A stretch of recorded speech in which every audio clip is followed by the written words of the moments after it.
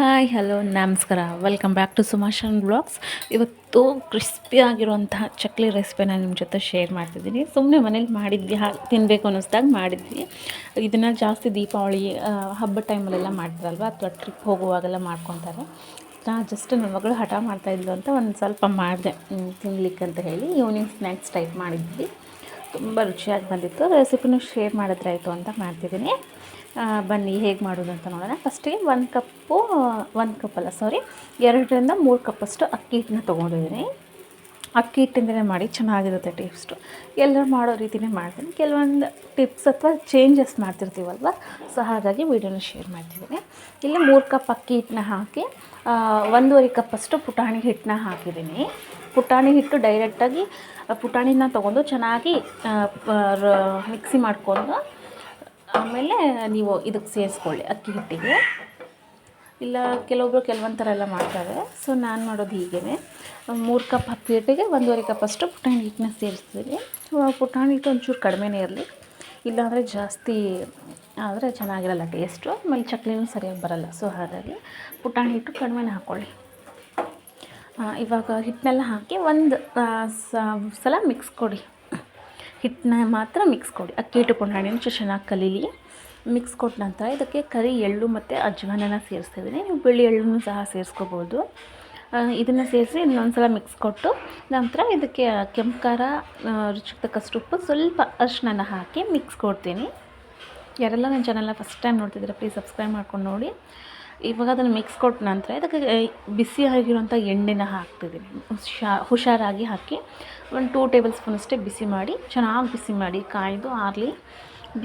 ಆರೋದು ಬೇಡ, ಜಸ್ಟ್ ಕಾದ ನಂತರ ಅದನ್ನು ಎಣ್ಣೆನ ಇದು ಹಿಟ್ಟಿಗೆ ಸೇರಿಸಿ ಉಂಡೆ ಕಟ್ಟಿದರೆ ಈ ರೀತಿ ಬರಬೇಕು. ಇವಾಗ ಬಿಸಿನೀರು ತೊಗೊಂಡು ಹಿಟ್ಟನ್ನ ಕಲಿಸ್ಕೊಳ್ಳೋಣ. ಚೆನ್ನಾಗಿರ್ತೈತೆ, ಎಷ್ಟು ಡಿಫ್ರೆಂಟಾಗಿರುತ್ತೆ. ಒಂದು ಸಲ ಟ್ರೈ ಮಾಡಿ, ಖಂಡಿತವಾಗಿ ಇಷ್ಟಪಡ್ತಾರೆ ಮಕ್ಕಳು ಸಹ. ಇವಾಗ ಹಿಟ್ಟನ್ನೆಲ್ಲ ನಾದ್ಕೊಂಡು ಸೈಡಲ್ಲಿ ಎತ್ತಿಟ್ಟಿದ್ದೇನೆ. ನಾನು ಸ್ವಲ್ಪ ಮಾಡಿದ್ದೆ, ಸೊ ಮತ್ತೆ ವೀಡಿಯೋ ಆನ್ ಆಗಿದೆ ಅಂದ್ಕೊಂಡಿದ್ದೀನಿ, ವೀಡಿಯೋ ಆನ್ ಆಗಿದ್ದಿಲ್ಲ. ಸೊ ಹಾಗಾಗಿ ಮತ್ತೆ ವೀಡಿಯೋನ ಆನ್ ಮಾಡಿ ಮತ್ತೆ ಇವಾಗ ಹೇಗೆ ಹಾಕೋದು ಅಂತ ತೋರಿಸ್ತಿದ್ದೀನಿ. ಹಿಟ್ಟನ್ನ ನಾದ್ಕೊಂಡ ನಂತರ ಇವಾಗ ಸೈಡಲ್ಲಿ ಒಂದು ಪಾತ್ರೆಯಲ್ಲಿ ನೀರು ಇಟ್ಕೊಂಡಿದ್ನಲ್ವ, ಸ್ವಲ್ಪ ಹಿಟ್ಟನ್ನ ನೀರನ್ನ ಕೈಗೆ ಹಚ್ಕೊಂಡು ಹಿಟ್ಟನ್ನು ಮೆದುವಾಗಿ ಮಾಡ್ಕೊತ ಈ ಚಪಾತಿ ರೊಟ್ಟಿ ಎಲ್ಲ ತರ್ತೀವಲ್ವ, ಸೊ ಆ ರೀತಿ ಮಾಡಿಕೊಂಡು ಈ ಸೊಂಡಿಗೆ ಒತ್ತಡಕ್ಕೆ ಹಾಕ್ಕೊಂಡು ಚೆನ್ನಾಗಿ ನಿಮ್ಗೆ ಎಷ್ಟೆಷ್ಟು ದೊಡ್ಡದು ಬೇಕು ಅಷ್ಟು ದೊಡ್ಡದು ಹಾಕಿ ಚೆನ್ನಾಗಿ ಎಣ್ಣೆಲಿ ಫ್ರೈ ಮಾಡ್ತಕ್ಕಂದ್ರೆ ಬಿಸಿ ಬಿಸಿ ಚಕ್ಲಿ ರೆಡಿ ಆಗಿ ಹೋಗುತ್ತೆ. ಬಿಸಿ ಬಿಸಿಯಾಗಿರುವಂತಹ ಚಕ್ಲಿ ರೆಡಿ ಆಗುತ್ತೆ. ಚೆನ್ನಾಗಿ ಎಣ್ಣೆಲಿ ಫ್ರೈ ಮಾಡಿ, ಎಣ್ಣೆ ಹಾಕುವಾಗ ಹುಷಾರಾಗಿ ಹಾಕಿ ಮತ್ತು ತೆಗಿಯುವಾಗ ಸಹ ಹುಷಾರಾಗಿ ಮಾಡಿ. ಮಕ್ಕಳು ಇಷ್ಟಪಟ್ಟು ತಿಂತಾರೆ. ಹೊರಗೆ ಕೊಡೋ ಬದಲು ಈ ರೀತಿಯಾಗಿ ಮಾಡಿಕೊಡಿ ಮನೇಲಿ, ಚೆನ್ನಾಗಿರುತ್ತೆ. ಸ್ವಲ್ಪ ಟೈಮ್ ಹಿಡಿದು ಕೆಲಸ ಅಷ್ಟೇ, ಮತ್ತೇನಿಲ್ಲ. ನೋಡಿ ರೀತಿ ಗೋಲ್ಡನ್ ಬ್ರೌನ್ ಬರೋ ಹಾಗೆ ಫ್ರೈ ಮಾಡಿದ್ರೆ ಆಗೋಯಿತು. ಟೇಸ್ಟಿಯಾಗಿರುತ್ತೆ, ಮಕ್ಕಳಂತೂ ಇಷ್ಟಪಟ್ಟು ತಿಂತಾರೆ. ನೋಡಿ ಇಷ್ಟೆಲ್ಲ ಚಕ್ಲಿನ ಮಾಡಿದ್ದೆ. ಅಷ್ಟು ಹಿಟ್ಟನ್ನು ಇದೇ ರೀತಿಯಾಗಿ ಮಾಡಿದ್ದೆ. ನಾನು ಚಿಕ್ಕ ಬಾಣಲಿ ಇಟ್ಕೊಂಡಿದ್ದರಿಂದ ಒಂದು ಟೈಮ್ಗೆ ಅಟ್ ಎ ಟೈಮ್ 3ರಿಂದ 4 ಚಕ್ಲಿನ ಮಾತ್ರ ಹಾಕಿದ್ದೆ, ಅಂದರೆ ಚೆನ್ನಾಗಿ ಬೆನಿಯುತ್ತೆ ಎಣ್ಣೆಯಲ್ಲಿ ಅಂತ ಹೇಳಿ. ನೋಡಿ ಎಷ್ಟು ಚೆನ್ನಾಗಿ ಬಂದಿದೆಯಲ್ಲ, ಅಷ್ಟೇ ಕ್ರಿಸ್ಪಿಯಾಗಿ ಬಂದಿತ್ತು. ತೋರಿಸ್ತೀನಿ ನೋಡಿ, ಈ ರೀತಿಯಾಗಿ ಗರಿಯಾಗಿ ರೆಡಿಯಾಗಿದ್ದು. ಯಾವ್ಯಾವ ಟಿಪ್ಸ್ನೆಲ್ಲ ಫಾಲೋ ಮಾಡೋದು ಅಂತೆಲ್ಲ ಗೊತ್ತಾಗ್ತಲ್ವ.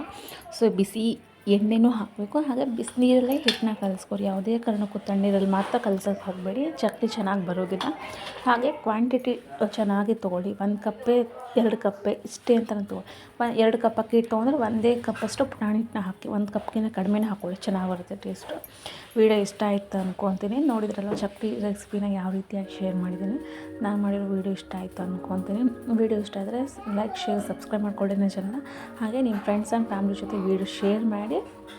ವಿಡಿಯೋ ಬಗ್ಗೆ ಹೇಗೆ ಅನ್ನಿಸ್ತು ಅಂತ ತಪ್ಪದೆ ಕಮೆಂಟಲ್ಲಿ ತಿಳಿಸಿ ಫ್ರೆಂಡ್ಸ್.